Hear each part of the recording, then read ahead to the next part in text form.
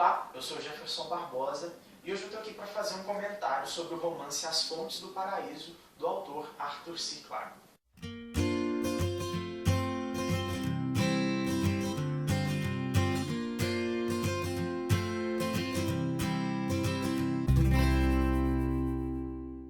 Arthur C. Clarke é um autor e inventor inglês, nasceu em 1917 e foi um dos grandes nomes da era de ouro da ficção científica. Faleceu ainda no finalzinho do século passado. Marco muito importante na história da ficção científica com seus romances Encontro com Rama, O Fim da Infância e 2001, Um Odisseia no Espaço, que inclusive já tem resenha no canal. Vou deixar um link na descrição ou você vai só clicar nesse zinho que aparece aqui na lateral do vídeo. As Fontes do Paraíso é um romance de 1979 e ele está chegando no Brasil, agora pela editora Aleph, nessa linda edição. E é uma história assim, que me pegou e que eu não consegui desgrudar das páginas, e a gente vai conversar um pouquinho dela agora. A história se passa no Sri Lanka, ou Taprobana, como era conhecido na Idade Média e nas antigas civilizações da humanidade. E, inclusive, Taprobana é citada assim, nos primeiros versos ainda de Os Lusíadas e também na obra do John Milton, que é citada aqui no comecinho desse livro. O interessante é que o Arthur C. Clarke, da metade da vida dele para frente, ele morou no Sri Lanka, inclusive foi radicado no Sri Lanka, e ele tinha a casa dele. Eu acho interessante ele ter escrito esse romance ali, com base ali, até porque a Taprobana em si, ela traz muita misticidade no seu conceito. A própria obra do Milton fala que ela fica então a uma pouca distância do paraíso, e é isso que a gente vai retratar aqui no romance dele. O interessante da obra do Clarke é que ela sempre aborda um período de tempo muito grande, seja agora nas Fontes do Paraíso, ou seja, por exemplo, em 2001, Odisseia no Espaço. Aqui a gente vai acompanhar um período de mais de 2000 anos no espaço de tempo, e ele consegue trabalhar isso de forma muito bem construída. O romance ele é dividido em 5 partes, e em cada parte a gente acaba acompanhando 2 períodos de tempo, sendo que nas últimas partes a gente se concentra mais na adrenalina de apenas um período de tempo. Falando assim parece que é um pouco confuso. Se você ler, você percebe como tudo foi bem montado para trazer um todo coerente. A história começa então falando sobre o rei Kalidasa.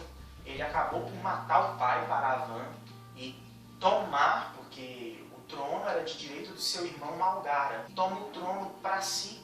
Acaba também mudando a capital da Taprobana de Hanapura para Yakagala. Ele constrói essa nova cidade no meio da floresta, ali pertinho de uma montanha. Ele foge, entre aspas, então, para essa cidade que ele constrói no meio da floresta.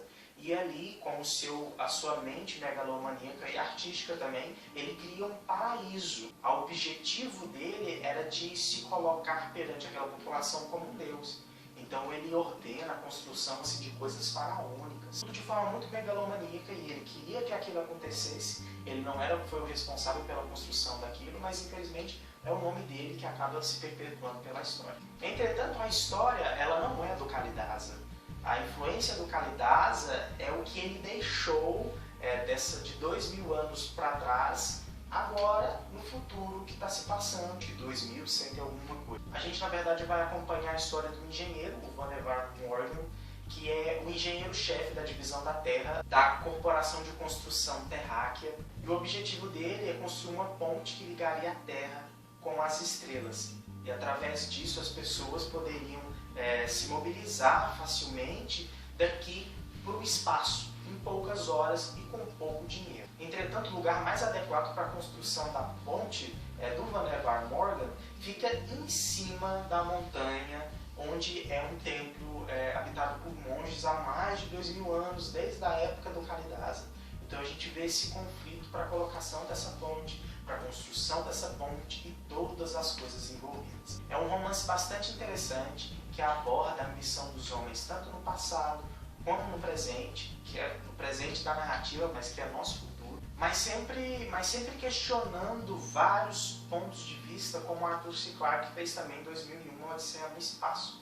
Aqui também ao tratar dessa conexão da Terra com as estrelas, ele aborda muito conceitos religiosos. O próprio nome do título, As Fontes do Paraíso, que tem a ver também com o que o Kalidasa construiu há 2000 anos atrás, mas tem também com essa busca por algo mais sagrado, tanto do que o Kalidasa fez, mas também a busca por um objetivo maior que guiava, então, a mente desse engenheiro que é o Mordor. Ele constrói esses climas, mas depois para quebrá-los no momento certo.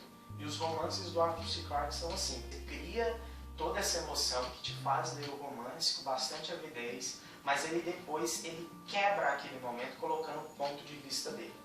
Por exemplo, ele cria toda essa arquitetura para levar o homem a acreditar em algo mais profundo, para depois colocar seres extraterrestres mostrando que não existe nada de divino e que o homem ele não estava mais sozinho no universo e que essa história de religião é mera filosofia.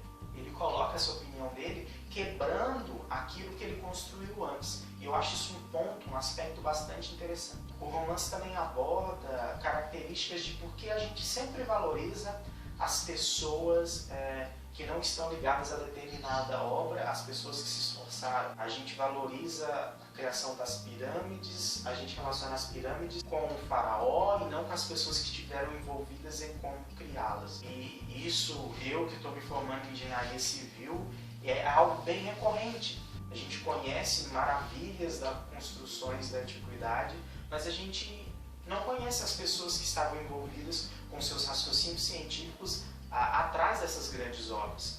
Porque os nomes que ficaram é o nome das pessoas que financiaram essas grandes obras, e não das pessoas que pensaram e tiveram que quebrar a cabeça para colocá-las em pé. E ele consegue discutir isso de forma bastante interessante no seu romance. Ele fecha tudo de forma assim, bastante determinada.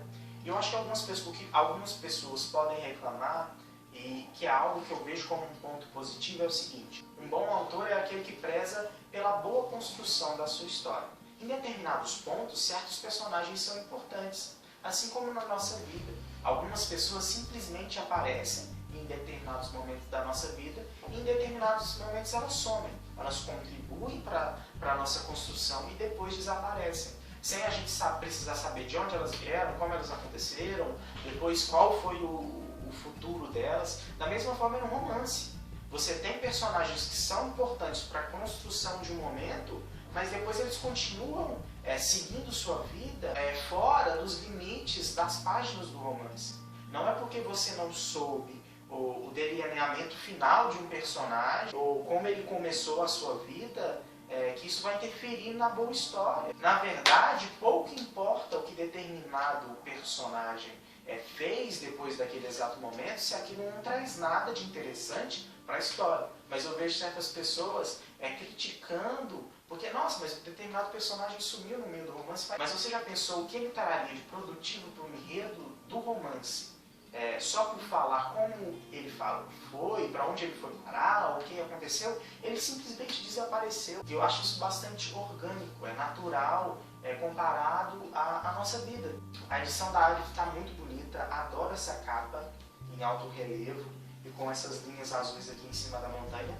Atrás a gente tem uma foto da Arthur C. Clarke e é uma edição que vale super a pena, um romance fenomenal. Quero ler mais coisas dele, O Fim da Infância e O Encontro com Rama, que são dois livros mais famosos dele, que eu espero poder ler em breve e trazer opiniões para vocês. Então é isso, assistam outros vídeos do canal, não deixe de curtir, compartilhar, e é isso, obrigado.